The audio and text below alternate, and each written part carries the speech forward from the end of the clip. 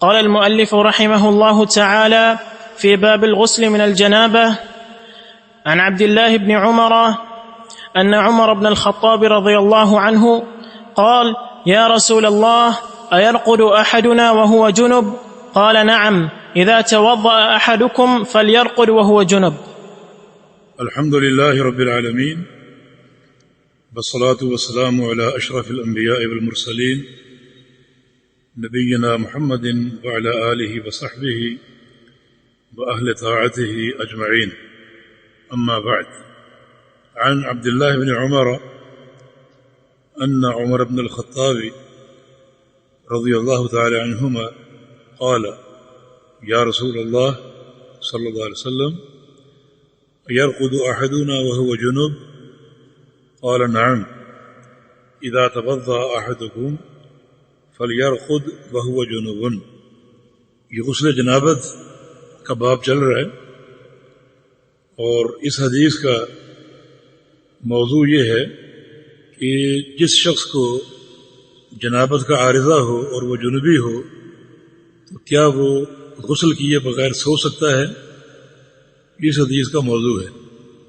چنانچہ یہ اشکال امیر المؤمنین عمر بن خطاب رضی اللہ عنہ کو محسوس ہوا، کیونکہ جنابت ایک عارضہ ہے اور نیند جس کو موت کے مشابہ قرار دیا گیا ہے، ان کے لیے موجب اشکال یہ تھا کہ جنوبی آدمی کیا سو سکتا ہے، جبکہ جنابت ایک ایسا عارضہ ہے جس میں ایک ناپسندیدگی اور ایک نجاست کا پہلو ہے، اور سونے والا گویا ایک طرح کی موت جو ہے اس میں داخل ہو رہا ہے۔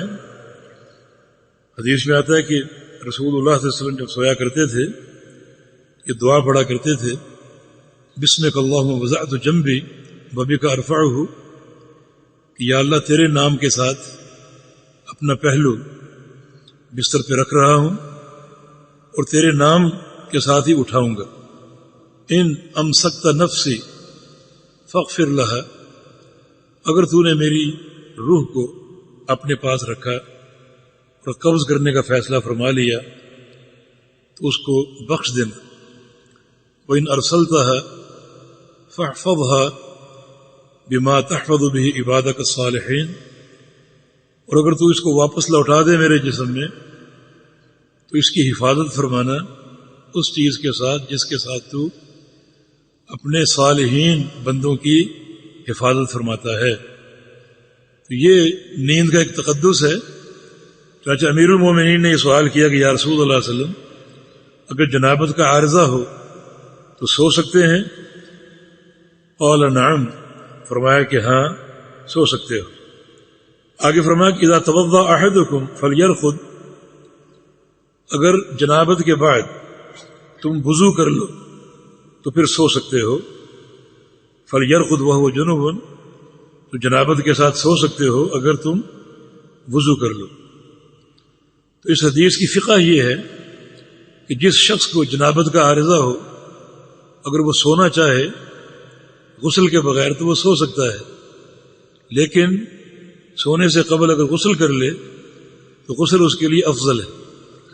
یہاں فلیرقد ایک امر کا صیغہ ہے جو کہ وجوب کو ظاہر کر رہا ہے کہ وضو کرنا ضروری ہے، لیکن ایک حدیث سے یہ وجوب جو ہے وہ ختم ہوتا محسوس ہوتا ہے، اور اس مسئلے کی فضیلت افضلیت سامنے آتی ہے، کیونکہ عائشہ صدیقہ فرماتی ہیں کہ کان رسول اللہ صلی اللہ علیہ وسلم ینام وهو جنوب من غیر یمس ماء حتی یقوم بعد ذلك فیغتسل، کہ رسول اللہ صلی اللہ علیہ وسلم بعض اوقات جنبی ہوتے، جنابت کا عارضہ آپ کو لاحق ہوتا اور آپ سو جاتے پانی چھوئے بغیر، پھر آپ اٹھتے اور اٹھ کر غسل فرما لیا کرتے تھے۔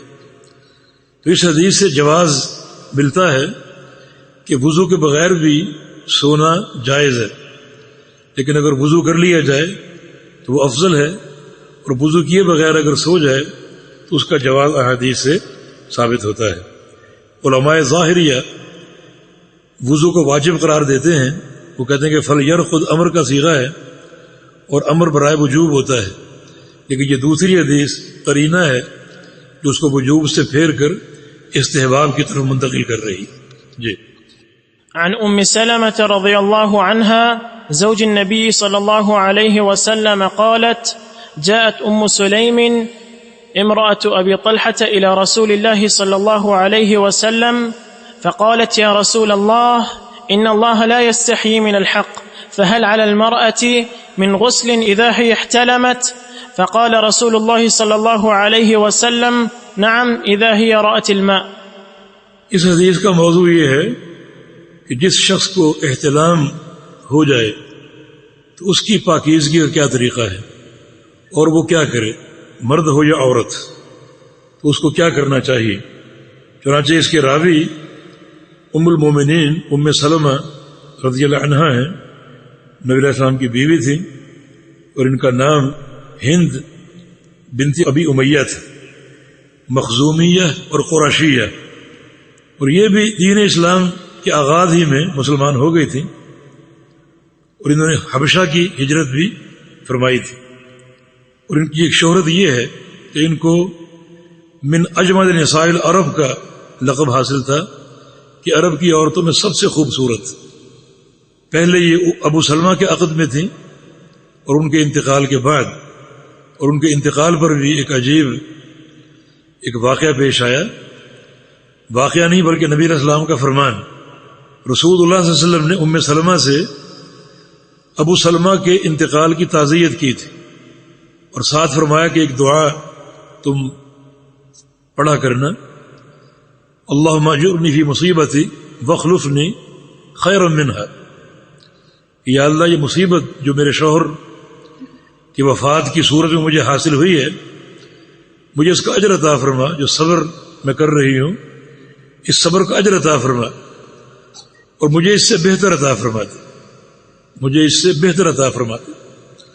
ام سلمہ فرماتی ہیں کہ میں یہ دعا پڑھنے لگی، جب یہ لفظ آئے کہ مجھے اس سے بہتر عطا فرما دے، تو میں نے سوچا کہ ابو سلمہ سے بہتر کون ہو سکتا، ابو سلمہ میرا بہترین شوہر تھا، اس سے بہتر کون ہو سکتا، لیکن میں نے رسول اللہ صلی اللہ علیہ وسلم کے فرمان پر عمل کرتے ہوئے دعا پڑھ دی اور پڑھتی رہی، اور جب میری عدت ختم ہوئی تو میرے گھر پیغام آیا محمد الرسول اللہ صلی اللہ علیہ وسلم۔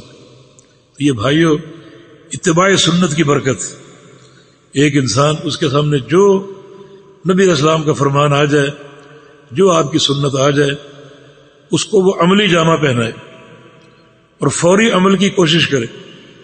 یہ کوشش اس کے لیے بڑی باعث برکت، جیسا کہ ام سلمہ کو یہ برکت حاصل ہوئی، وہ تھوڑا سا سوچا انہوں نے کہ بھلا ابو سلمہ سے بہتر شوہر کون ہو سکتا، لیکن نبی علیہ السلام کے فرمان کی تعمیل کی اور اللہ نے صلہ یہ دیا کہ انہیں ام المومنین ہونے کا شرف حاصل ہو گیا۔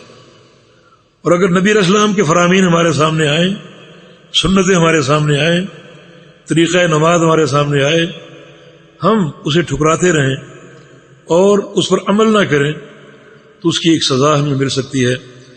فرمایا کہ یا ایھا الذین آمنوا استجیبوا للہ وللرسول اذا دعاکم لما یحییکم واعلموا ان اللہ یحول بین المرء وقلبہ، اے ایمان والو، اللہ اور اس کے رسول کا فرمان جب بھی تمہارے سامنے آئے تو اس کو فوراً قبول کر لو اور فوراً اختیار کر لو۔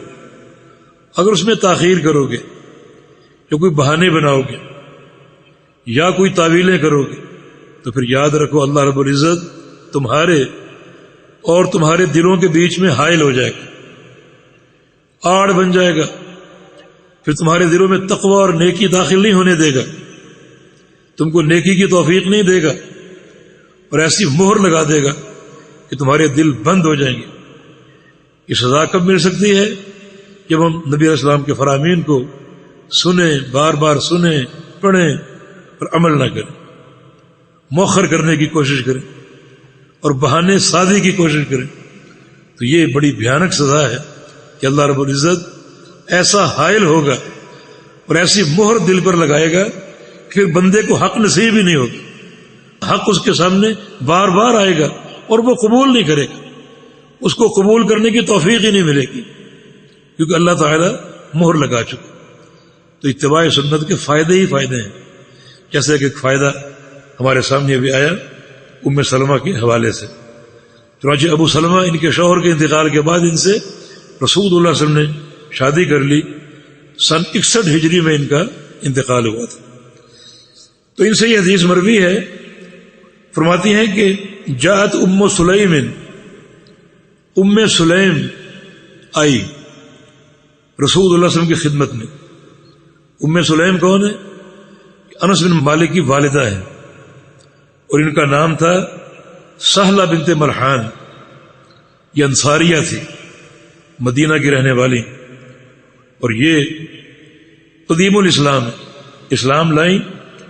اور ان کی ایک برکت میں آپ کو بتاؤں, انہوں نے اسلام قبول کیا تو ابو طلحہ انصاری انہوں نے انہیں شادی کا پیغام دیا تھا. تو انہوں نے فرمایا کہ تم اسلام قبول کر لو. ابو طلحہ نے اسلام قبول نہیں کیا تھا, تم اسلام قبول کر لو, تمہارا یہ اسلام میرا حق مہر ہوگا, میرا حق مہر ہوگا. چنانچہ ابو طلحہ نے اسلام قبول کر لیا. تو اس نیک خاتون کی برکت سے ابو طلحہ عظیم صحابی مسلمان ہوئے. ابو طلحہ وہی صحابی ہیں جنہوں نے جب آیت کریمہ پڑھی لن تنالوا البر حتی تنفقوا ما تحبون, کہ اس وقت تک تم نیکی کو نہیں پہنچ سکتے جب تک اپنی محبوب اور پسندیدہ چیز خرچ نہ کر دو, کہ تمہیں سب سے بڑھ کر پسند ہے, اس وقت تک تم نیکی نہیں پا سکتے. ابو طلحہ یہ آیت کریمہ سنی اور پڑھی تو نبی علیہ السلام کے پاس آئے اور آ کر کہا میری سب سے محبوب چیز میرا باغ بے روحا ہے, اور میں اس کو اللہ کی راہ میں جو ہے وہ دیتا ہوں, خرچ کرتا ہوں. آپ اس کو جہاں چاہیں تقسیم کر دیں, جس کو چاہیں آپ بانٹ دیں, اب میں وہ اللہ کی راہ میں خرچ کر رہا ہوں. تو یہ عظمت صحابہ کرام کی. تو یہ ام سلیم ابو طلحہ کی بیوی تھی.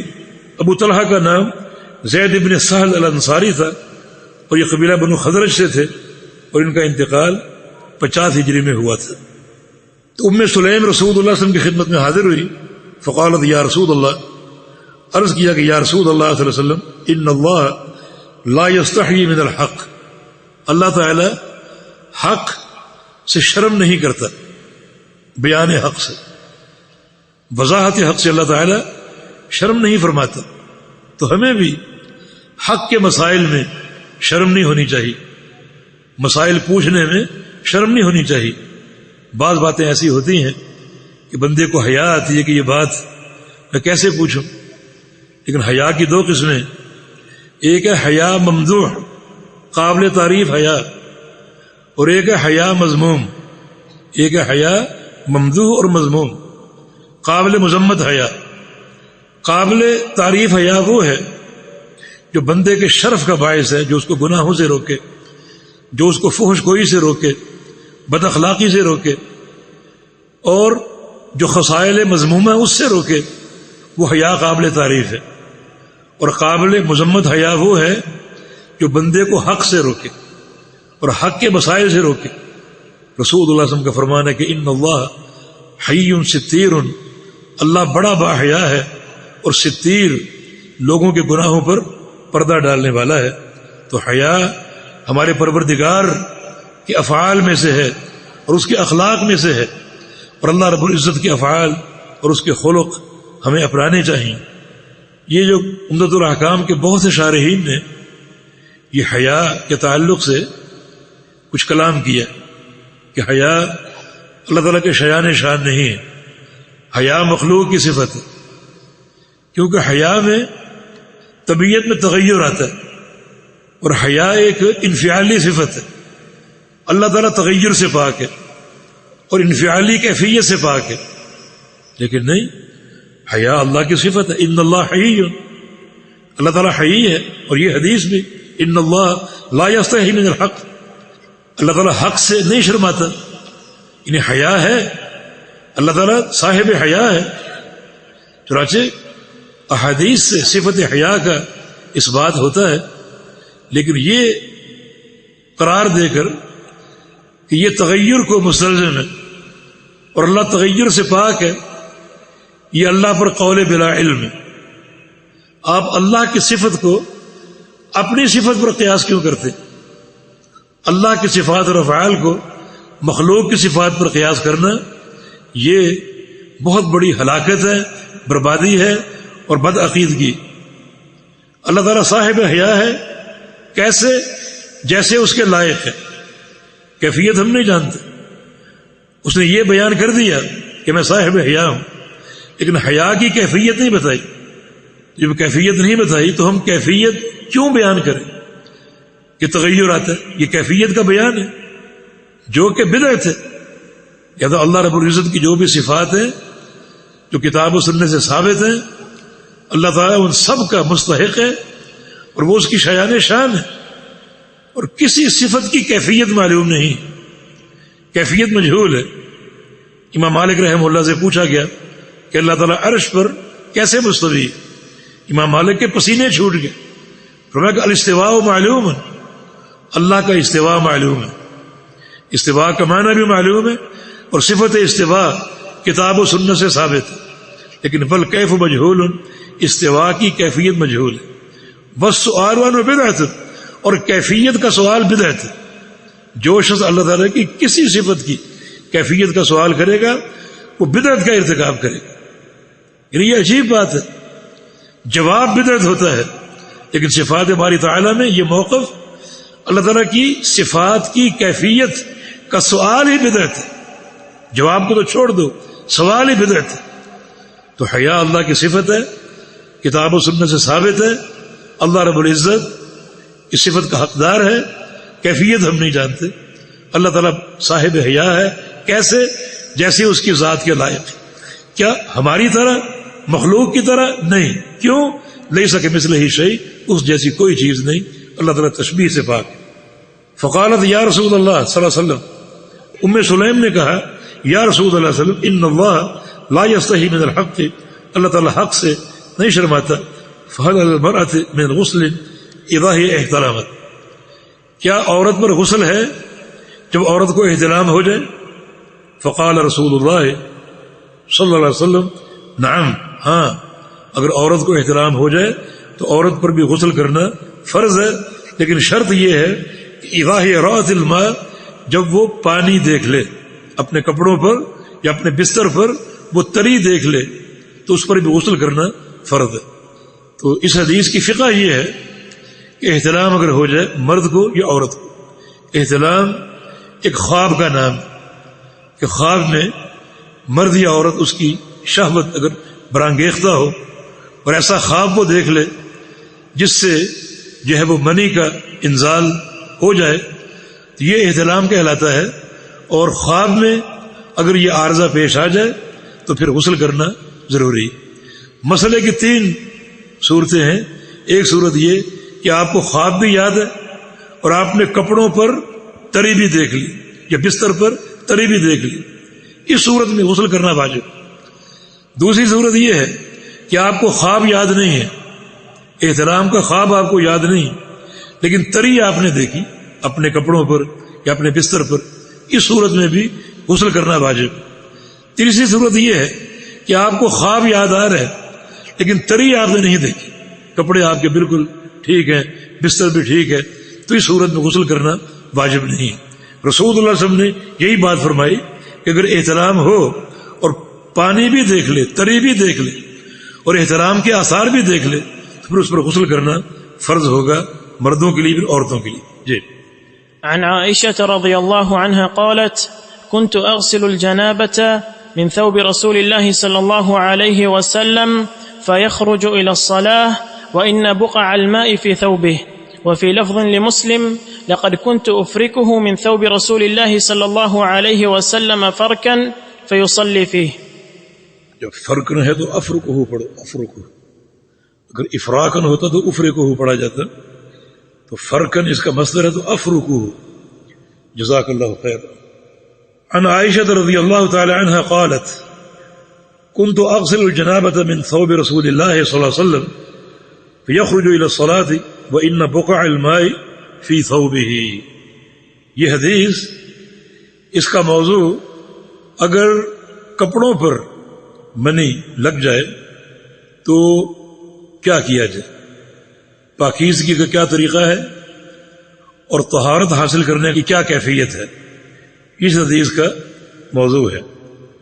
چنانچہ ام المومنین فرماتی ہیں كنت اغسل الجنابة من ثوب رسول اللہ صلی اللہ علیہ وسلم، میں جنابت کے نشان دھویا کرتی تھی نبی علیہ السلام کے کپڑوں سے، دھویا کرتی تھی.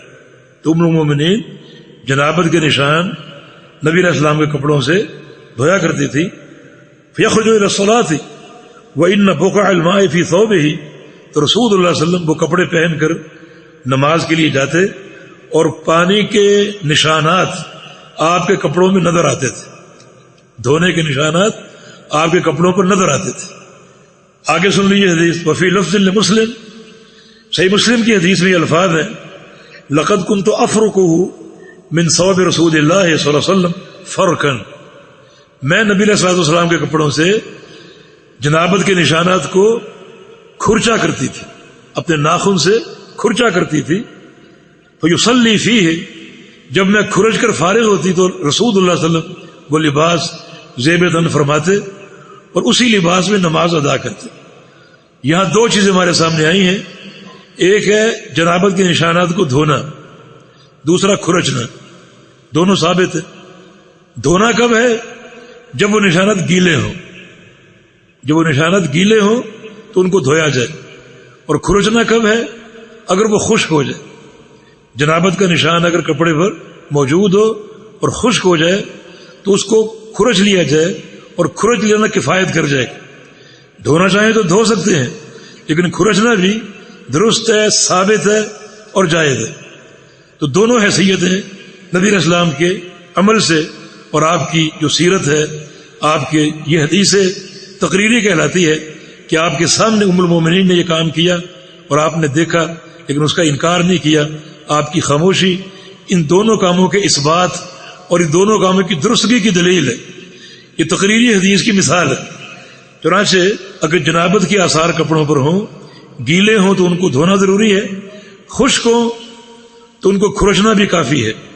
دھو لیں تو جائز ہے، درست ہے، لیکن کھرچنے سے بھی وہ کپڑا درست ہوگا اور استعمال کے قابل ہوگا. یہاں مسئلہ یہ ہے جو فقہا نے اٹھایا کہ جنابت کے یہ نشان یعنی منی پاک ہے یا ناپاک ہے. فقہائے مالکی اور فقہائے حنفیہ اسے ناپاک قرار دیتے، لیکن جمہور محدثین اور بڑے بڑے ائمہ کرام اس کی طہارت اور پاک ہونے کے قائل ہیں. اور ان کی دلیل یہ فرق والی حدیث ہے کہ اگر یہ ناپاک ہوتی تو کھرچنے سے کپڑا کیسے پاک ہوگا؟ پاخانہ ناپاک ہوتا ہے، کپڑے پر لگا ہو خشک ہو جائے، کھرچنے سے پاک ہوگا؟ وہ اس کو لامحالہ دھونا پڑے گا. جب کھرچا جائے گا تو کچھ نہ کچھ اس کے آثار کپڑے پر باقی رہیں گے، یعنی کھرچنے سے اس کے آثار جڑ سے ختم نہیں ہوں گے، کچھ نہ کچھ باقی رہیں گے. تو پھر یہ کھرچنا کیسے جائز ہوگا؟ کھرچنا اس بات کی دلیل ہے کہ یہ پاک، یہ مادہ پاک ہے. پھر دوسری بات یہ ہے کہ اس مادے سے انسان کی تخلیق ہوتی ہے. تو یہ کیسے ممکن ہے کہ انسان کی تخلیق ایک نجس اور خبیث چیز پر ہو؟ اور پھر انسان، عام انسان چھوڑ دو، انبیاء کرام بھی اسی مادے سے جو ہیں وہ متولد ہوتے ہیں اور پیدا ہوتے ہیں. تو کیسے ہم مان لیں انبیاء کرام یہ عظیم ہستیاں ایک ایسے مادے سے ان کی ابتدا ہو اور ان کی بنیاد ہو جو کہ ناپاک اور خبیث ہے؟ اور جہاں تک دھونے کی بات ہے تو دھونا اس کے ناپاک ہونے کی دلیل نہیں ہے. بعض اوقات ایک چیز کپڑے کو لگتی ہے اور وہ ناپاک نہیں ہوتی مگر طبیعت کو وہ ناپسند ہوتی ہے، آپ کپڑے کو دھو لیتے ہیں. جیسے لعاب، جو غلیظ قسم کا گاڑھا لعاب ہوتا ہے، کوئی آپ کے کپڑے پر پھینک دے تو آپ کیسے اس کو رکھیں گے؟ آپ کی طبیعت اس کا اباء کرے گی اور ایک تقدر پیدا ہوگا، اور جب تک آپ اس کو دھو نہیں لیں گے آپ کو قرار نہیں آئے گا. تو کیا لعاب ناپاک ہے؟ ناپاک نہیں، پاک ہے. تو دھونا اس کے ناپاک ہونے کی دلیل نہیں ہے. جمہور محدثین کا جو مسلک ہے وہ زیادہ راجح ہے اور وہی ان احادیث سے ثابت ہو رہا ہے. جی. عن أبي هريرة رضي الله عنه أن رسول الله صلى الله عليه وسلم قال إذا جلس بين شعبها الأربع ثم جهدها فقد وجب الغسل وفي لفظ لمسلم وإن لم ينزل. احسنت. اس حدیث کا عنوان یہ ہے کہ میاں بیوی مباشرت کا اور جماع کا عمل کرتے ہیں، ان پر غسل کرنا کب فرض ہو جاتا ہے، غسل کرنا ان پر کب فرض ہو جاتا ہے، مباشرت کا عمل کرتے ہیں غسل کب فرض ہو جاتا ہے.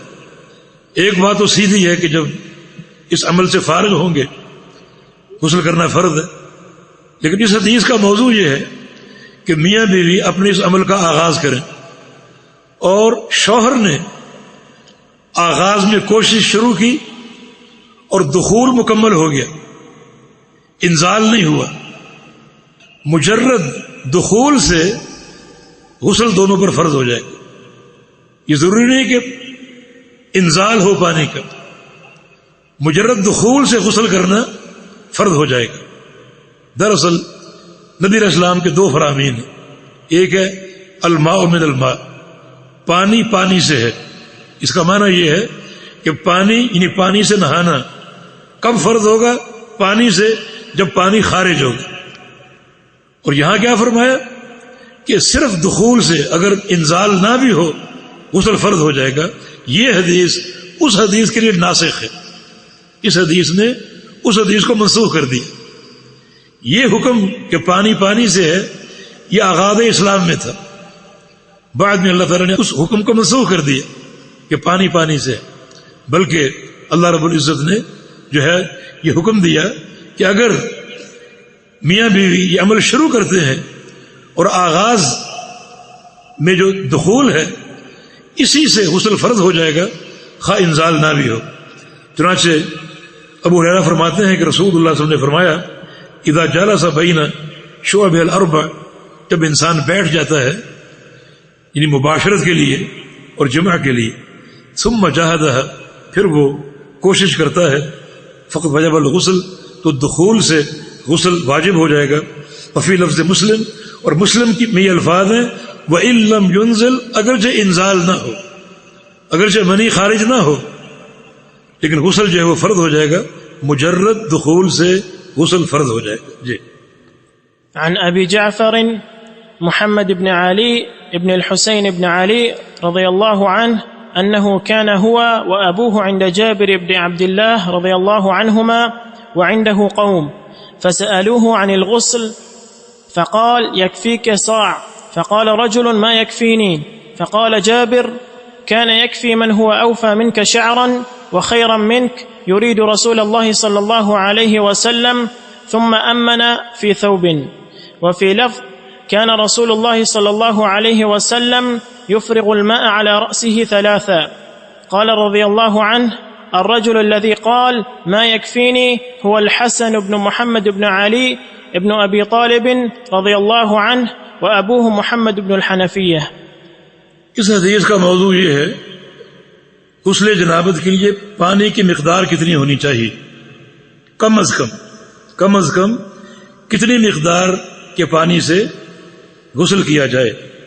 اس حدیث کے راوی ابو جعفر محمد بن علی بن حسین بن علی رضی اللہ عنہ، یہ علماء تابعین میں سے تھے، اہل بیت میں سے، مدنی، اور ان کا لقب باقر تھا، الباقر ان کا لقب تھا، اور یہ کبار تابعین میں شمار ہوتے تھے اور اہل بیت سے. اور ان کے والد کیونکہ اپنے والد کے ساتھ تھے، کہتے نا کان ہوا و ابو ہو عند جابر، وہ خود تھے اور ان کے والد تھے جابر رضی اللہ عنہ کے پاس. والد کون ہے؟ ان کا نام علی بن حسین بن علی، جن کا لقب زین العابدین تھا، جو کہ اہل بیت کے بڑے ائمہ میں سے تھے اور بڑے صاحب علم، صاحب ورع اور صاحب تقوی تھے. چنانچہ یہ دونوں باپ بیٹا نبی علیہ السلام کے صحابی جناب جابر بن عبداللہ رضی اللہ عنہما کے پاس تھے. جناب جابر رضی اللہ عنہ ان کا شمار بھی کبار صحابہ میں ہوتا ہے، اور یہ مسلمان تھے اور ان کے والد بھی مسلمان تھے، دونوں صحابی تھے، اور ان کے بڑے مناقب ہیں. یعنی بیعت عقبہ ثانیہ میں شریک تھے، اور نبی علیہ السلام کے تمام غزوات میں 19 غزوے انہوں نے نبی علیہ السلام کے ساتھ لڑے ہیں۔ 19 غزوات میں نبی علیہ السلام کے ساتھ تھے، اور پھر مسجد نبوی میں تدریس کے لیے وقف ہو گئے اور درس و تدریس میں مشغول ہو گئے۔ اور ان کا مشہور واقعہ جو شام کا سفر ایک حدیث سننے کے لیے عبداللہ بن انیس کے پاس رضی اللہ عنہ، ایک حدیث، یعنی وہ حدیث جس کا موضوع قصاص تھا، قیامت کے دن قصاص۔ انہیں معلوم ہوا کہ وہ حدیث فلاں فلاں صحابہ نے اللہ کے نبی سے سنی، اب ان کو شوق ہوا کہ میں بھی ان سے سنوں۔ اب ان میں سے اکثر صحابہ فوت ہو چکے یا شہید ہو چکے، صرف ایک زندہ تھے اور وہ شام میں تھے، عبداللہ بن انیس۔ جو سواری کا اہتمام کیا، اس پر سوار ہو کر شام گئے اور ان کے دروازے پر پہنچے۔ بڑی تلاش کے بعد وہ باہر آئے، بڑا استقبال کیا انہوں نے، اندر آنے کو کہا، انہوں نے قبول نہیں کیا کہ میں یہ سارا سفر ایک نیت کے تحت کر رہا ہوں، میں اور کوئی کام نہیں کرنا چاہتا، وہ حدیث مجھے سنا دو تاکہ یہیں سے سن کر میں روانہ ہو جاؤں۔ چنانچہ وہیں کھڑے کھڑے وہ حدیث سنی اور واپس مدینہ منورہ تشریف لے آئے۔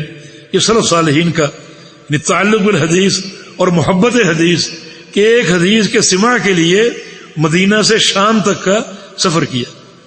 ایک عظیم تابعی ابو عامر الشعبی، جن کا نام شرحبیل تھا، اپنے شاگرد کو ایک حدیث سناتے ہیں اور سنا کر فرماتے ہیں کہ خود ہو بدون شیء فقد كنا نرحل لما دونه الى المدینہ، کہ یہ حدیث تم لے لو کسی محنت کے بغیر، ہم تو اس سے بھی چھوٹی ایک حدیث کو حاصل کرنے کے لیے بغداد سے مدینہ جاتے تھے، بغداد سے مدینہ۔ تو ہم تو خوش نصیب ہے کہ ہمیں یہ سارے حدیث کے مجموعے بیٹھے بیٹھے حاصل ہو جاتے ہیں، یہ اللہ کی توفیق ہے۔ لیکن پھر بھی اگر ہم نہ پڑھیں یا عمل نہ کریں بہت بڑی محرومی ہوگی اور شقاوت ہوگی۔ تو یہ جابر بن عبداللہ کے پاس بیٹھے تھے، عبداللہ رضی اللہ عنہ نبی علیہ السلام کے صحابی تھے۔ باتیں بڑی ذہن میں آتی ہیں مگر اختصار مطلوب ہے، یہ بات ذہن میں یہ بھی کرتا جاؤں۔ یہ جنگ احد میں شہید ہو گئے تھے، جنگ احد میں شہید ہو گئے تھے، اور جابر بڑا پریشان تھے اپنے والد کی شہادت پر۔ پریشانی کے اپنی وجوہات تھے۔ رسول اللہ صلی اللہ علیہ وسلم نے اگلے دن جابر کو بلایا اور کہا کہ جابر ان اللہ تکلم اباک کفاحا، تمہارے والد شہید ہو گئے، اللہ تعالیٰ نے تمہارے والد سے روبرو باتیں کی، سامنے بٹھا کر باتیں کی، اور بات یہ کی ہے کہ بتاؤ تمہیں کیا چاہیے۔ تو عبداللہ نے پھر یہی طلب کیا کہ یا اللہ ایک دفعہ اور دنیا میں بھیج دے تاکہ پھر شہید ہو کر تیرے پاس آؤں۔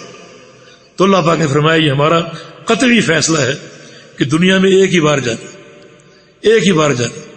یہ ان کے مناقب میں اور ان کے لیے شرف کی بات ہے، مناقب ان کے بہت ہیں۔ فرماتے ہیں وَعِندَهُ قَوْمٌ، جابر کے پاس کچھ اور لوگ بھی بیٹھے ہوئے تھے، فَسَأَلُوهُ عَنِ الْغُسْلِ، تو انہوں نے دونوں نے یعنی ان لوگوں نے غسل کے بارے میں پوچھا، جو لوگ بیٹھے ہوئے تھے کہ جناب جابر رضی اللہ عنہ آپ ہمیں غسل کے بارے میں بتائیں۔ جو جابر کا جواب ہے اس سے یہ ظاہر ہوتا ہے کہ ان کے سوال کا مقصد یہ تھا کہ غسل جنابت کتنے پانی سے کیا جائے، کتنی مقدار پانی کی ہونی چاہیے۔ فرمایا کہ یکفی کا صاع، ایک صاع پانی تمہارے لیے کافی ہے، ایک صاع پانی تمہارے لیے کافی ہے۔ ایک صاع میں تقریباً 4 مد ہوتے ہیں۔ شیخ ابن عثیمین رحمہ اللہ اس زمانے کے سب سے بڑے فقیہ، اللہ تعالیٰ پر رحمت فرمائے، انہوں نے جو موجودہ پیمانے ہیں اس کے مطابق جو صاع کی تحدید کی ہے وہ 2 کلو اور تقریباً 40 گرام ہے، ایک صاع کی 2 کلو اور 40 گرام۔ فرمایا کہ اتنا پانی غسل جنابت کے لیے کفایت کر سکتا ہے، اتنا پانی کافی۔ فقال الرجل، ایک شخص نے کہا ما یکفینی، مجھے اتنا پانی کافی نہیں ہے، اتنا پانی مجھے کفایت نہیں کرتا۔ تو جناب جابر نے فرمایا یکفی من ہوا اوفا من کا شعرا، اتنا پانی اس شخصیت کے لیے کافی تھا جس کے بال تم سے زیادہ گھنے تھے، تم سے زیادہ بہتر تھے، تم سے زیادہ تھے۔ وخیرا من کا، اور وہ ذات تم سے زیادہ بہتر تھی جسم کے اعتبار سے، ہر لحاظ سے اس ذات کو اتنا پانی کافی تھا۔ تمہیں کیوں نہیں کافی؟ یعنی اشارہ رسول اللہ صلی اللہ علیہ وسلم کی طرف تھا کہ رسول اللہ صلی اللہ علیہ وسلم نے اتنے پانی سے غسل کیا. یرید رسول اللہ صلی اللہ علیہ وسلم، اشارہ ان کا رسول اللہ صلی اللہ علیہ وسلم کی طرف تھا. یہ بات حدیث بیان کر کے بات ہے کہ ثم امنا فی ثوب، نماز کا وقت ہو گیا تو جناب جابر نے ہمیں نماز پڑھائی، امامت کی، فی ثوب، ایک کپڑے میں. ایک کپڑا آپ نے پہنا ہوا تھا، اتنا وہ کشادہ تھا کہ پورے بدن کو اس نے ڈھانپا ہوا تھا. ایک کپڑا جو جب پہنا جاتا ہے نماز کے لیے تو اس کو کندھے سے لپیٹا جاتا ہے، کندھے سے نیچے تک، جہاں تک ایک مومن کا لباس ہونا چاہیے وہاں تک وہ کپڑا جاتا ہے. تو ایک کپڑے میں ملبوس انہوں نے جماعت کرائی. ظاہر ہے کہ جب کندھے سے لپیٹیں گے تو سر جو ہے وہ ننگا ہوگا. یعنی سر ڈھانپنے کا تکلف جو بعض لوگ کرتے ہیں وہ تکلف بعض اوقات اس کا طریقہ غلوف کی حد تک داخل ہو جاتا ہے. لیکن کپڑا اگر موجود ہو سر کا تو ڈھانپ کر نماز پڑھیں، اور موجود نہ ہو تو بغیر ڈھانپے بھی نماز ہو جاتی ہے، اور کسی تکلف کی شریعت میں گنجائش نہیں ہے. وفی لفظ، ایک حدیث میں یہ الفاظ ہیں کہ کان رسول اللہ صلی اللہ علیہ وسلم یفرغ الماء علی راسہ ثلاثا، کہ رسول اللہ صلی اللہ علیہ وسلم اپنے سر پہ 3 بار پانی ڈیلتے. قال رضی اللہ عنہ الرجل الذی قال، مؤلف فرماتے ہیں اس کتاب کے کہ جس شخص نے یہ کہا تھا کہ ما یکفینی، اتنا پانی مجھے کفایت نہیں کر سکتا، اس کا نام حسن بن محمد بن علی بن ابی طالب ہے، اور اس کے والد کا نام محمد ابن حنفیہ ہے. تو اس حدیث کی دلالت کیا ہے؟ اس حدیث کی دلالت یہ ہے کہ غسل جنابت میں 1 صاع پانی کفایت کر سکتا. ایک شخص اگر کفایت کے منہج پر قائم ہو، زیادہ اسراف نہ کرے، اور 1 صاع پانی سے غسل کی کوشش کر لے تو اس کے لیے یہ باعث برکت ہوگا.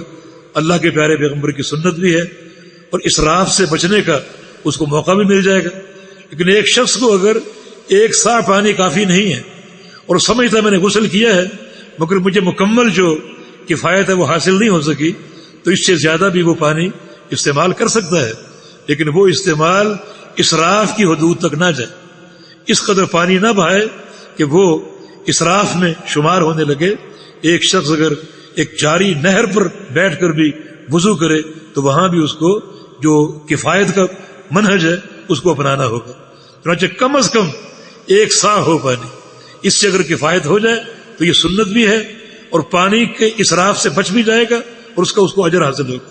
اگر اس میں پانی میں کفایت نہیں ہے تو پھر وہ زیادہ پانی استعمال کر سکتا ہے، لیکن اسراف سے بہرحال اس کو بچنا ہوگا. ایک حدیث بعض لوگوں کے اشکال کا باعث بنتی ہے. کچھ لوگ ام المومنین کے پاس رضی اللہ عنہ اور آ کر کہا کہ رسول اللہ صلی اللہ علیہ وسلم کتنے پانی سے غسل کیا کرتے تھے؟ فرمایا کہ 1 صاع سے.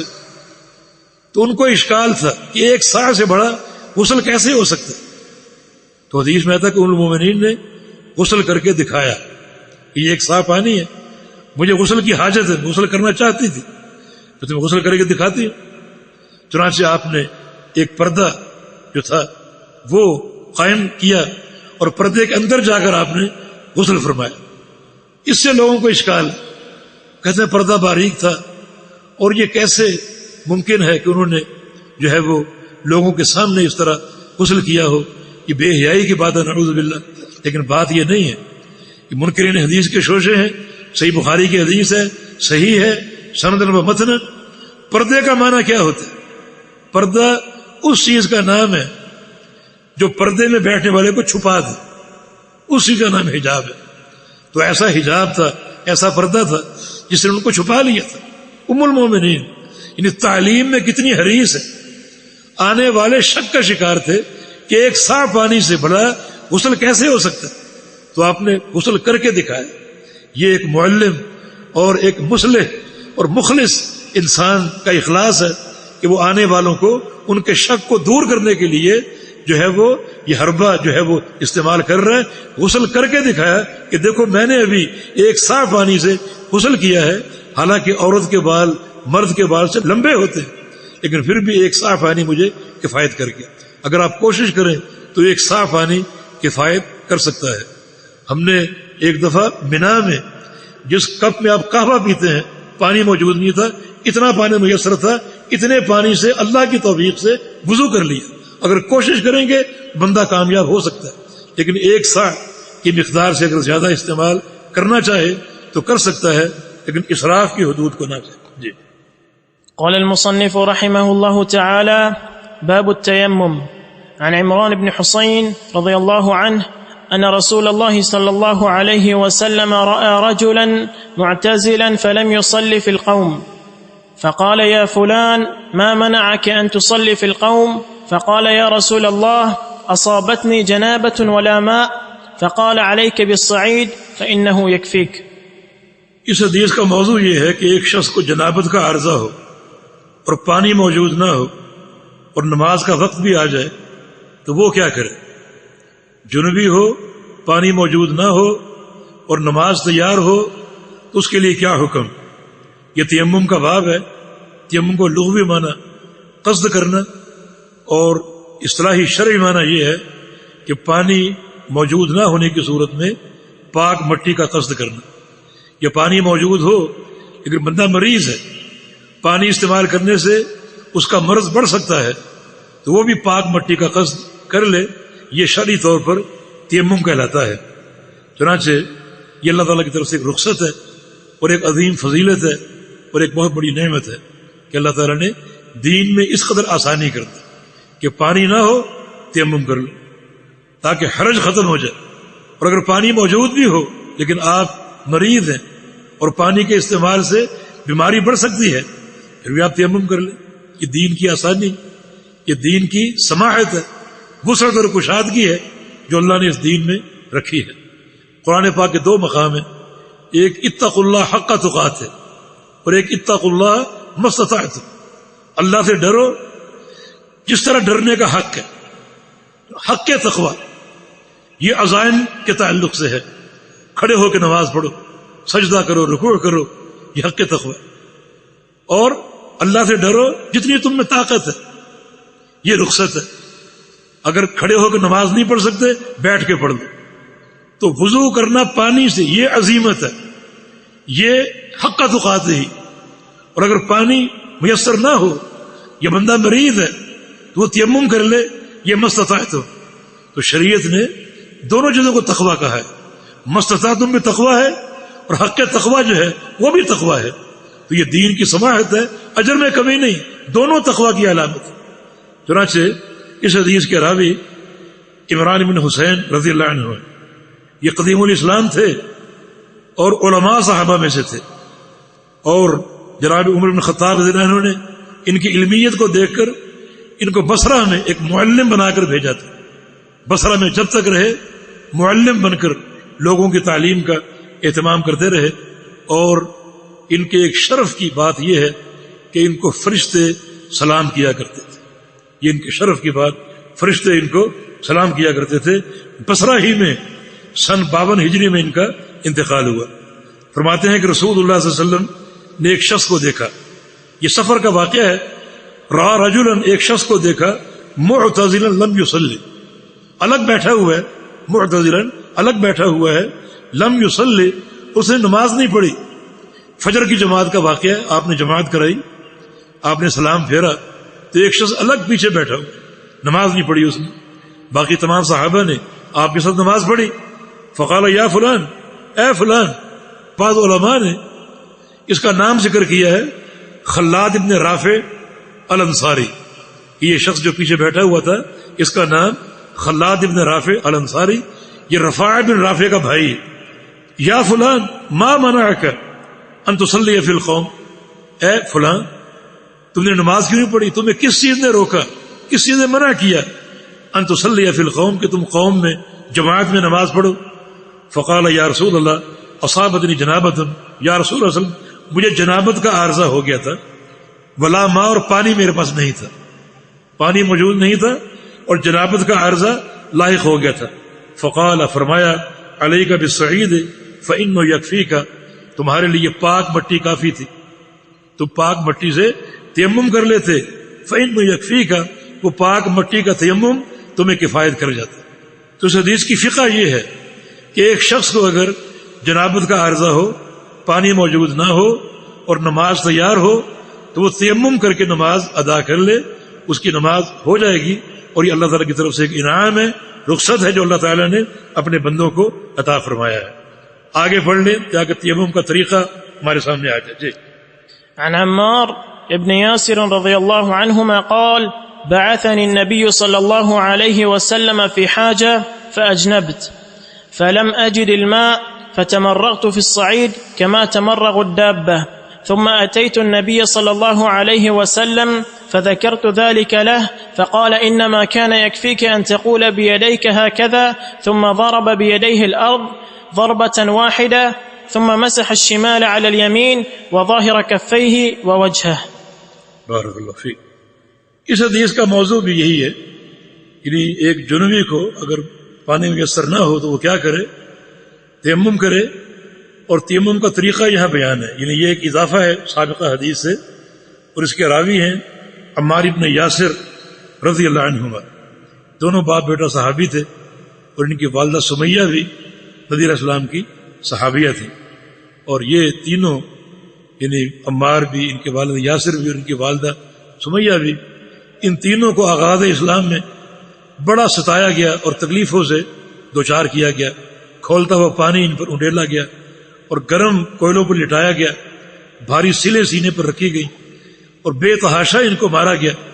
نبی علیہ السلام اس وقت چونکہ اسلام اور صحابہ جو بھی آپ کے مٹھی پر مارنے والے تھے مستضعفین میں تھے، آپ یہ سب کچھ دیکھتے، کڑتے، پریشان ہوتے، اور ایک موقع پر فرمایا تھا کہ صبر یا آل یاسر فإن موعدکم الجنہ، آل یاسر، خاندان یاسر، صبر سے کام لو، بے شک تمہارا اور میرا وعدہ جنت، جنت میں ہماری ملاقات ہو اور یقیناً ہو۔ سمیہ اس وقت شہید کر دی گئی تھی اور یاسر بھی، لیکن عمار زندہ رہے اور پیغمبر علیہ السلام کی صحبت کا ان کو شرف حاصل ہوا، اور بالآخر یہ جنگ صفین میں 37 ہجری میں شہید کر دیے گئے، 37 ہجری میں ظلماً شہید کر دیے گئے۔ یہ ان کی مختصر سی سیرت تھی، اور یہ بھی ان کی سیرت کا ایک اعجاز ہے کہ ان کو دونوں ہجرتیں کرنے کا شرف حاصل ہوا، مکہ سے حبشہ، حبشہ سے مدینہ منورہ آ گئے، تو دونوں ہجرتوں کا ان کو شرف حاصل۔ واقعہ یہ ہے، فرماتے ہیں عمار بن یاسر کہ بعثنی نبی صلی اللہ علیہ وسلم فی حاجت، مجھے رسول اللہ صلی اللہ علیہ وسلم نے کسی کام بھیجا، اس کام کی وضاحت نہیں کی، اور یہ بھی حسن ادب ہے کہ بھیجنے والا یا جس نے کوئی ڈیوٹی لگائی اگر وہ کام اس قابل ہے کہ اس کو راز رکھا جائے تو اس کو راز رکھا جائے، اس کو افشا نہ کیا جائے، یہ بھی حسن ادب ہے۔ چنانچہ عمار بن یاسر نے وہ کام بتایا نہیں، مجھے ایک کسی کام بھیجا، فاجنبت، میں رات کو سویا تو مجھے جنابت کا عارضہ لاحق ہو گیا، احتلام ہو گیا، فلم اجد الماء، میں نے پانی نہ پایا، فتمرغت فی الصعید، نماز کا وقت تھا، اب نماز پڑھنے کے لیے کیا کروں؟ میں نے سوچا کہ تیمم کی آیت اتری ہے کہ تیمم کر لو، اب فتمرغت فی الصعید کما تمرغ الدابہ، میں تیمم کے لیے مٹی پر لیٹ گیا جیسے جانور لیٹتا ہے۔ آپ نے جانوروں کو دیکھا ہوگا، گھوڑے کو یا گدھے کو، کس طرح وہ لوٹ پوٹ ہوتا ہے دائیں بائیں، اس طرح میں بھی مٹی پر دائیں بائیں کروٹیں لیتا رہا، اور اس طرح میں نے ایک تیمم کر لیا۔ ثم اتیت النبی صلی اللہ علیہ وسلم، پھر میں رسول اللہ صلی اللہ علیہ وسلم کے پاس آیا، فذکرت ذلک لہ، اور یہ بیان کر دیا کہ میں اس طرح مجھے جنابت کا عارضہ ہوا، اور نماز پڑھنے کے لیے میں نے انہیں تیمم اس طرح کیا جیسے جانور لوٹ پوٹ ہوتا ہے زمین پر، اس طرح میں زمین پر لوٹ پوٹ ہوتا رہا، کہ چونکہ غسل کرنا فرض ہے تو یہ لوٹ پوٹ ہونا اور پورے جسم پر مٹی لگانا میں نے سمجھا ضروری ہوگا، اس لیے میں نے یہ عمل کر لیا۔ فقال، رسول اللہ صلی اللہ علیہ وسلم نے فرمایا کہ انما کان یکفیک ان تقول بیدیک ہکذا، عمار تمہارے لیے یہ کافی تھا کہ اپنے ہاتھوں سے یوں کرتے، آپ نے اپنے ہاتھ اوپر اٹھائے، فرمایا کہ کافی تھا اپنے ہاتھوں سے یوں کرتے، پھر آپ نے ہاتھوں کو زمین پر مارا، یوں کرتے، اتنا کافی تھا۔ پھر ثم ضرب بید الارض ضربۃ واحدہ، رسول اللہ صلی اللہ علیہ وسلم نے یہ فرما کر اتنا کافی تھا اپنے ہاتھوں کو زمین پر مارا، ایک بار مارا۔ ثم مسح الشمال علی الیمین وظاہر کفیہ وجہہ، پھر رسول اللہ صلی اللہ علیہ وسلم نے اپنے بائیں ہاتھ کو دائیں ہاتھ پر رکھا، بائیں ہاتھ کو دائیں ہاتھ پر رکھا، اور پھر وظاہر کفیہ، اور مسح کیا آپ نے اپنے دونوں ہاتھوں کے اوپر کی جو ہتھیلی ہے یوں رکھ کر، اور پھر دونوں ہاتھوں کو، اس ہاتھ کو دائیں ہاتھ پر اور دائیں ہاتھ کو بائیں ہاتھ پر رکھا، اور پھر آپ نے دونوں ہاتھ اپنے چہرے پر پھیر لی۔ یہ تیمم کا طریقہ ہے۔ کئی مسائل یہاں سے سامنے آ رہے ہیں۔ ایک تو وہی بات کہ اگر جنابت کا عارضہ ہو اور نماز کا وقت آ جائے اور پانی نہ ہو تو تیمم کر لے، لیکن جنبی یہ نہ سمجھے کہ جس طرح غسل فرض ہے اس طرح میں پورا زمین پر لیٹ جاؤں اور پورے بدن پر مٹی مل لوں تب میرا تیمم ہوگا۔ نہیں، تیمم اتنا ہی کافی ہے، خواہ وہ تیمم بشکل وضو ہو یا تیمم وہ غسل کی جگہ ہو، اتنا تیمم کافی ہے کہ اپنے دونوں ہاتھوں کی ضرب زمین پہ لگائی جائے اور پھر اٹھا کر اس سے ہاتھوں اور اپنے چہرے پر ان کو پھیر لیا جائے۔ اس حدیث میں پہلے ہاتھوں پر پھیرنا آتا ہے اور پھر چہرے پر۔ قرآن پاک میں پہلے چہرے کا ذکر، فَامْسَحُوا بِوُجُوهِكُمْ وَأَيْدِيكُمْ مِنْهُ، اپنے چہروں پر مسح کرو، پھیرو ہاتھوں کو اور اپنے ہاتھوں پر۔ اور عمار ابن یاسر سے مروی جتنے بھی احادیث ہیں اس قصے کے تعلق سے، ان میں سے بیشتر حدیث میں پہلے چہرے کا ذکر ہے پھر ہاتھ کا ذکر، تو اس کو ہم زیادہ محفوظ سمجھتے ہیں اور یہ قرآن کی ترتیب کے مطابق بھی ہے۔ اس لیے تیمم کا طریقہ یہ ہے، ہاتھوں کو زمین پر مار کر ان کو چہرے پر پھیرا جائے اور پھر اپنے ہاتھوں پر پھیر لیا جائے۔ بعض لوگ کوہنی تک پھیرتے ہیں، یہ ایک حدیث میں موجود ہے مگر وہ حدیث ضعیف ہے، اور بعض لوگ کہتے ہیں کہ 2 ضربیں ماری جائے، تیمم 2 ضربوں کا نام۔ دراصل ایک حدیث سے وہ استدلال کرتے ہیں، التیمم ضربتان، ضربۃ للوجہ و ضربۃ للیدین، کہ تیمم 2 ضربوں سے ہوتا ہے، 2 دفعہ مارا جائے، ایک دفعہ چہرے پر ایک دفعہ ہاتھ پر، مگر یہ حدیث ضعیف ہے۔ علامہ ابن حجر اسقلانی فرماتے ہیں کہ تیمم کے مسئلے میں، تیمم کے طریقے کے مسئلے میں عمار ابن یاسر کی حدیث کے علاوہ تمام حدیثیں ضعیف ہیں۔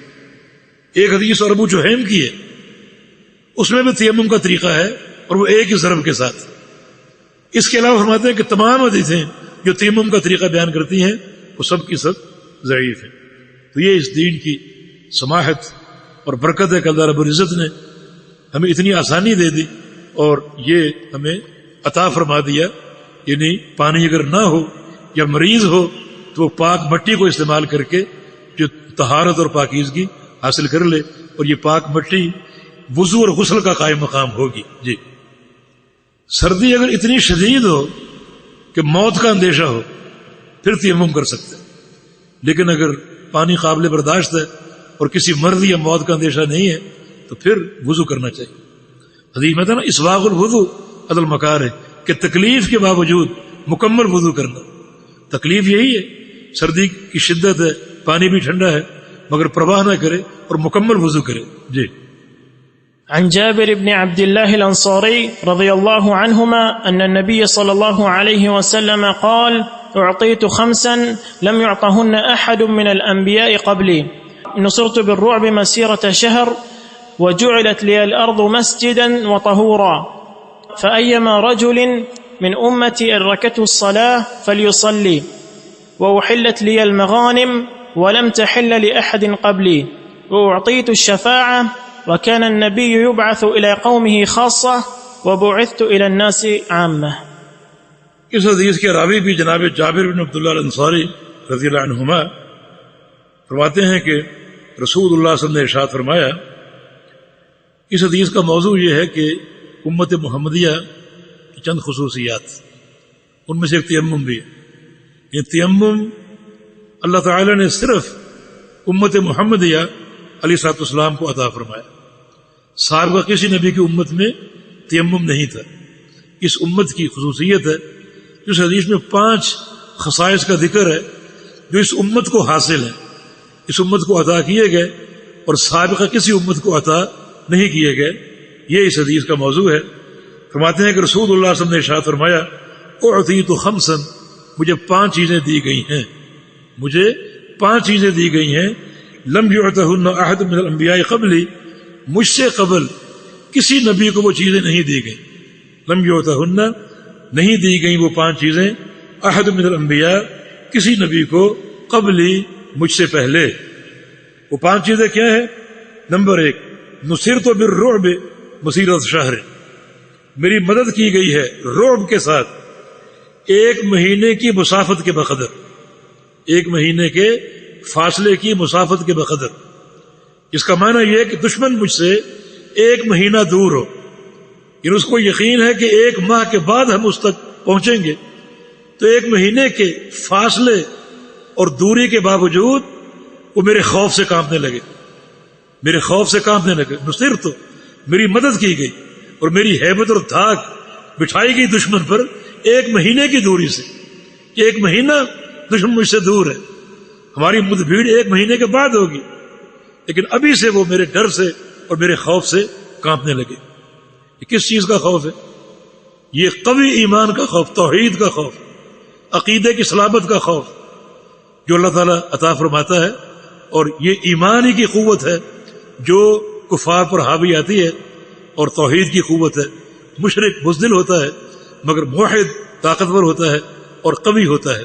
چنانچہ یہ ایمان کی شان ہے، اگر ہمارا ایمان مستحکم ہو، ہم کامل الایمان ہو، دشمن کوئی بھی ہو، دشمن کی تحدید نہیں، کتنا طاقتور، کتنی بڑی ایٹمی طاقت ہو، کتنی بڑی سپر پاور، دشمن کی تحدید نہیں۔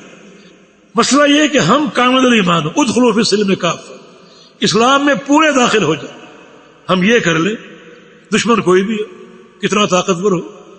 یہ ہماری امت کا یہ اعداد ہے، 1 ماہ کی دوری کے باوجود ہمارے خوف سے کانپنے لگے۔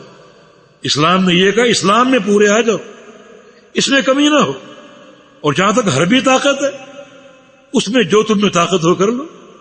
وَأَعِدُّوا لَهُم مَا اسْتَطَعْتُم مِّن قُوَّةٍ، دشمن کے مقابلے میں جو تم میں طاقت ہو وہ تیاری کر لو۔ یہاں شرط نہیں ہے جتنی طاقت ان کی ہو اتنی تم تیار کرو، یہ شرط نہیں ہے، جتنی تم میں طاقت وہ تیاری کرو۔ لیکن جہاں تک اسلام کی بات ہے، ایمان کی بات ہے، ادخلوا فی السلم کافہ، اسلام میں پورے آ جاؤ، یہاں کمی نہ ہو۔ تو پھر دیکھو یہ جو اللہ کے نبی کا فرمان ہے، دشمن تم سے 1 ماہ کی دوری کے فاصلے پر ہوگا اور تمہاری ہیبت کی اس پر جو ہے وہ چھاپ لگ جائے گی، کانپے گا تمہارے خوف سے۔ مدد اللہ کی طرف سے آتی ہے، مدد ان مسائل سے نہیں آتی، اللہ اپنے بندوں کی مدد کرتا ہے، اور یہ بات طے ہے بندے اگر صحیح مومن ہیں، متقی ہیں، اور توحید کے تقاضوں پر پوری سختی سے قائم ہیں تو اللہ ان کی مدد فرمائے گا۔ تو یہ دین اسلام کا اعجاز ہے، فرمایا ہماری امت کے لیے تحفہ ہے کہ 1 ماہ کی دوری سے دشمن فاصلے پر ہو تو ہماری جو ہیبت ہے اس پر طاری ہو جائے گی اور ہمارے خوف سے وہ کانپنے لگے۔ اور دوسری وَجُعِلَتْ لِيَ الْأَرْضُ مَسْجِدًا وَطَهُورًا، یہ بھی اس امت کا اعزاز ہے، فرمایا کہ پوری زمین میرے لیے مسجد ہے اور پاکیزہ ہے، طہور یعنی پاک کرنے والی۔ طہور طاہر اور مطہر کو بولتے ہیں۔ طہور وہ چیز جو خود پاک ہو اور دوسرے کو پاک کر دے، یہ پوری زمین پاک ہے اور پاک کرنے والی ہے، اشارہ تیمم کی طرف ہے۔ اگر پانی میسر نہ ہو تو تیمم کر لیا جائے، یہ مٹی پاک تمہیں پاک کر دے گی۔ جس طرح پاکیزگی وضو سے حاصل ہوتی ہے، غسل سے ہوتی ہے، اگر پانی موجود نہ ہو تو وہی پاکیزگی مٹی سے حاصل ہو جائے گی۔ تو پوری زمین مسجد ہے، اس کا معنی یہ کہ جہاں بھی نماز کا وقت ہو جائے نماز پڑھ لو۔ سابقہ امتوں میں یہ نہیں تھا، نماز کا وقت ہو جائے ضروری ہے مسجد میں جاؤ، مگر ہماری امت کے لیے یہ ایک تحفہ ہے، جہاں بھی ہو سفر و حضر میں نماز کا وقت ہو جائے تم نماز ادا کرو۔ لیکن یہ نہیں کہ مسجد موجود اور گھر میں نماز پڑھ لو، نہیں، اگر آپ نے اذان سن لی تو مسجد میں جا کر باجماعت ادا کرنا فرض ہو جائے گا۔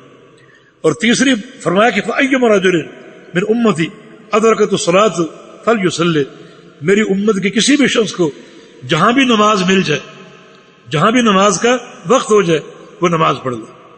اور فرمایا کہ وَأُحِلَّتْ لِلْغَنَائِمِ یا المغانم فلم تحل لأحد قبلی، اور میرے لیے غنیمت کا مال حلال ہے، مجھ سے پہلے جو انبیاء گزرے، امتیں گزری، ان کے لیے مال غنیمت حلال نہیں تھا۔ اس دور میں پہلے ادوار میں مال غنیمت اگر حاصل ہوتا تو وہ تقسیم نہیں ہوتا تھا، اس کو ایک مقام پر جمع کر دیا جاتا، آسمان سے آگ آتی اور اس مال کو جلا دیتی۔ مگر اللہ تعالیٰ نے اس امت پر یہ احسان فرمایا، وسعت فرمائی کہ اب اگر مال غنیمت آئے گا مجاہدین میں وہ تقسیم ہوگا، اور اس کو حلال قرار دے دیا گیا۔ اور فرمایا کہ وہ اعطیت الشفاعۃ، مجھے اللہ تعالیٰ نے شفاعت دی ہے، اللہ تعالیٰ نے مجھے شفاعت کے مقام پر فائز فرمایا۔ چنانچہ قیامت کے دن محمد الرسول اللہ صلی اللہ علیہ وسلم ہی شفاعت فرمائیں گے۔ یہ شفاعت کبریٰ ہے، حساب و کتاب شروع کرنے کی شفاعت، باقی گناہ گاروں کی بخشش کی شفاعت یہ انبیاء سابقین بھی کریں گے اور اس امت کے صالحین بھی کریں گے، مگر شفاعت کبریٰ صرف رسول اللہ صلی اللہ علیہ وسلم کا مقام ہے، وہ صرف آپ ہی کا اعزاز ہے۔ اور پانچویں چیز فرمایا وَكَانَ النَّبِيُّ يُبْعَثُ إِلَىٰ قَوْمِهِ خَاصَّةً وَبُعِثْتُ إِلَى النَّاسِ عَامَّةً۔ پانچویں چیز یہ ہے کہ مجھ سے قبل ہر نبی جو بھیجا جاتا تھا اپنی خاص قوم کی طرف بھیجا جاتا تھا، اپنی ایک قوم کی طرف، ایک علاقے، ایک گاؤں یا ایک شہر کی طرف یا ایک بستی کی طرف۔ وَبُعِثْتُ إِلَى النَّاسِ عَامَّةً، اور میری بعثت تمام لوگوں کی طرف، پوری کائنات کی طرف۔ میری بعثت کسی مخصوص قوم کی طرف نہیں بلکہ پورے تمام لوگوں کی طرف اور پوری کائنات کی طرف قیامت تک کے لیے۔ تو آپ کی بعثت میں عموم ہے جو اللہ نے آپ کو عطا فرمایا، اور یہ اس امت کا اور آپ صلی اللہ علیہ وسلم کا خاصہ ہے جو اللہ نے آپ کو عطا فرمایا۔ تو اس میں جو شاہد ہے وہ یہ ہے کہ پوری زمین مسجد اور طہور ہے، تو اگر پانی میسر نہ ہو تو آپ تیمم کریں، جو پاکیزگی آپ کو پانی دے گا کوئی پاکیزگی آپ کو پاک مٹی جو ہے وہ دے دے گی۔ بس توفیق بید اللہ تعالی، اللہ تعالی ہمیں عمل کی توفیق دے، اور دین کی یہ سماحت جو ہم تک آ رہی ہے اللہ پاک ہمیں توفیق دے کہ اس کے حق کے ادا کریں، اس کی عبادت کریں، ورع اور تقوی اور پرہیزگاری اختیار کریں۔ اقول قولی ھذا واستغفر اللہ لی ولکم واخر دعوانا الحمد للہ رب العالمین۔